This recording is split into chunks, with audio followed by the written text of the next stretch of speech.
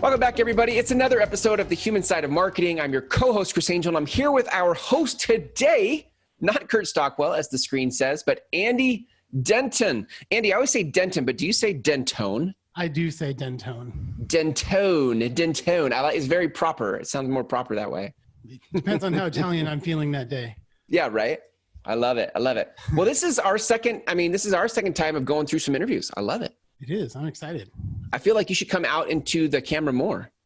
I appreciate that. I'm going to try, actually. We'll see. It's so good. Well, you have so much perspective on the ones and zeros, as you say. Do you still have that title, the director of ones and zeros? Yeah.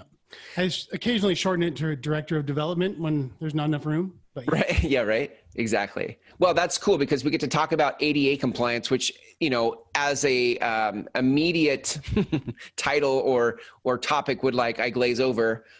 Anything that has to do with compliance, I start to not pay attention, which is a problem. Anybody that glazes over with compliance, that's a problem because that's where you get in trouble.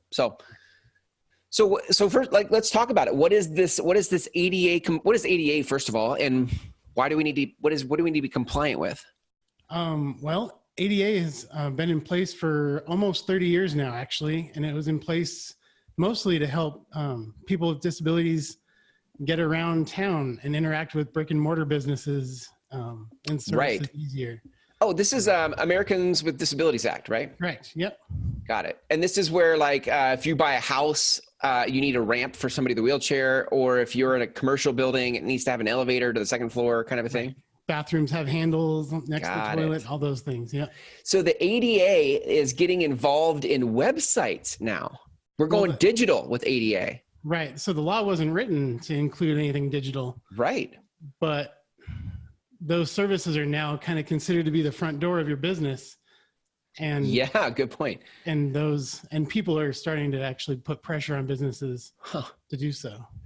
Interesting. Wow. So, okay, my first question has to come out can we get sued over something like this if our website isn't ADA compliant? There hasn't been a lot of actual jurisdiction, judgments and actual enforcement yet. Right. But there have been quite a few cases.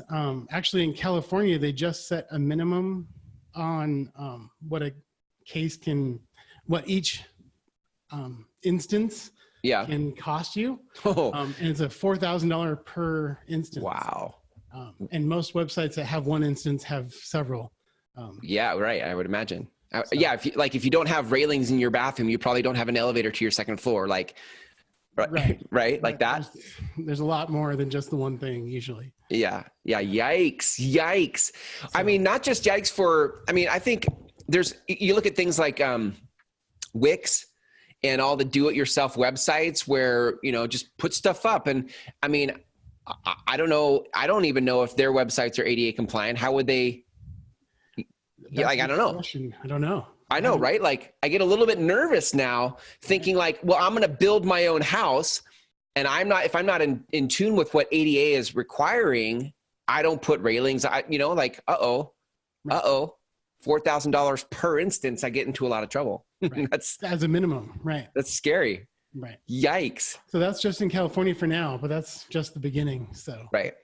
Got it. The Supreme Court just decided not to hear a case that Dominos was basically appealing that their website didn't have to be compliant. Domino's Pizza. Mm-hmm. Okay. And the Supreme Court decided that their case wasn't worth hearing. So basically, they sided with the person with the disability and agreed that their website, their services need to be compliant.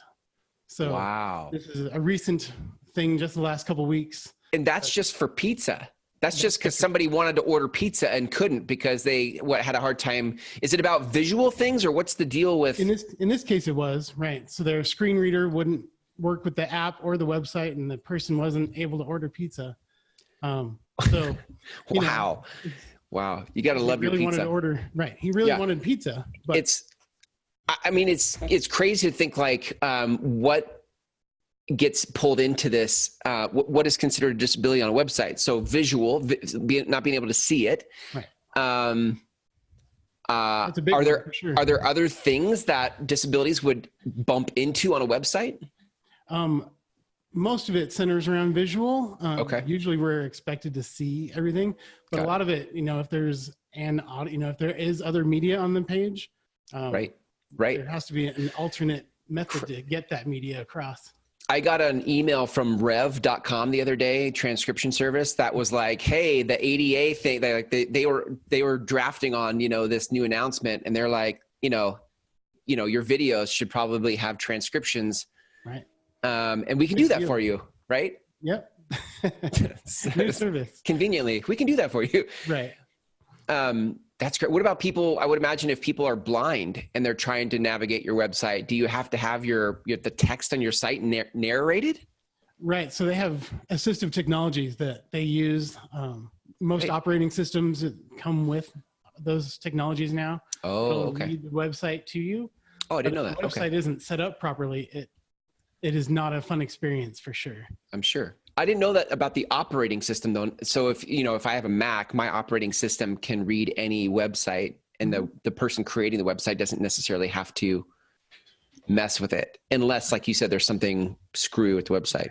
Right. If they got too creative and went too crazy, the way the screen reader reads and interacts with that content is clunky and awkward, and is not a fun audio experience for the person using it. So there's a lot that goes into designing it well, presenting it well. I know, right? One of the questions I had was like, if it's not in law yet, because it's not in law yet. Yes. Not yet. Correct. It's not in law yet. Although we've seen in a state, not federally, but in a state, there are now precedents in California for people saying did they actually say your website's not ADA compliant?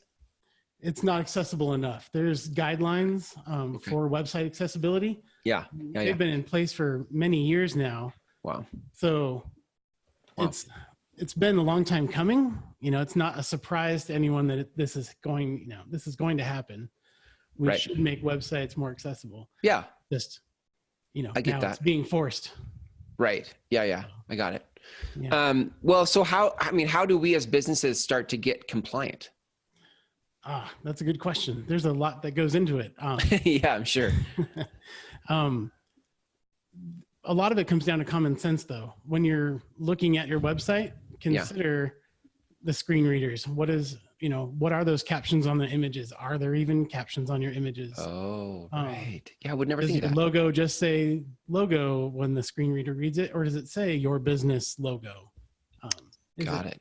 Are all those little things that are so easy to miss for a visual person because we just skim over it? All of those things mean something to someone that can't see. So every link has to have, good words. It can't just be read more, learn more. Right. Interesting. I would never think of that. And somebody who just can skim a site pretty quickly or is used to looking at sites, I'm like, I don't need it. Oh, I'm interested in this little section here. What is this? And, but I wouldn't even think that way. But getting to that section without your eyes. Right. It's like, have you ever, I don't think I've ever done this, but I've seen different sensitivity training where like you'll actually take on the attributes of somebody with a disability and you have to sort of live an hour that way or live a day that way. That would be a good exercise probably for all of us. Yeah, I suppose. Like, what would we do? Like, we could shrink we could take our control plus or minus and shrink our screen down like really small. Would that be? I'm trying to think of what would be. I don't know. How would you simulate that? I wonder. The one way I've been testing is using those assistive technologies and just listening to what it sounds like and watching what it does on the screen. Okay. Because watching that interaction, because I can see, I can tell how to fix it and go back and make sure it sounds right as it goes through each of those sections. What would be what's the technology and adaptive technology that specifically a name of one? Like there's. Or how would I find one to use? Like on my Mac, it's called VoiceOver. Okay. There's one on Microsoft Office operating system. It's been there since like 1997, I believe. Yeah. So it's been around a while. It's just, what would you call it? Like, what's the technology? If I were going to search on Google, I'd say like adaptive screen reader. Screen reader. Yeah. Got it. Okay. Screen reader. Got it. Okay. So, I mean, that's cool because everybody listening to this now should go Google screen reader and screen read your website on my computer, right? Page by page, and see like, do you even understand how it, like, what's the user experience for somebody coming through your site? Right. How is it even getting through the main menu of your website? Right. Does it make sense? Is it confusing? Does it like, does the screen reader actually narrate it to you, or is it just making it bigger? It narrates every single word if you want it to. In some cases, you can turn off the narration and turn on the, higher contrast. If you have, if you can see and just need more contrast, or bigger fonts, you can increase the font size throughout the site. Wow. All kinds of interesting. It makes me think about this. Now I'm going to get geeky a little bit, but like if I had a website that was a parallax website where I've got images in the background and it's scrolling and the text is moving, like can a screen reader understand that? Or definitely to some extent. I would definitely not recommend getting that deep into it unless there's value in explaining what the depth of those moving pieces is. Right. We've lived in such a visual world for a while where, and Kurt talks about it all the time, where it's like, anybody can design something pretty, but if you don't clarify your message with what the pretty thing is, it doesn't matter. Well, now we're taking this to ones and zeros and we're like, well, you can design something pretty, but if the screen reader can't read the ones and zeros in a way that makes sense, then what's the point, You're better off dropping that aspect of the site and just going to the meat of the content. Right. So one of the things that popped up for me in this conversation is then like, what if my, I call it my tribe. What if my tribe or my demographic is not Americans with disabilities? What if it's, what if all my people have eyesight? Am I still? Right. Well, as long as you can be sure of that, right? So if you have control over your tribe and your membership and, it's kind of a civil issue if you're excluding people because they can't see. Right. Like if I were Domino's Pizza, I couldn't say, well, listen, my pizza is only for these particular people. Right. Right. Our pizza is only for people that can see our pizza.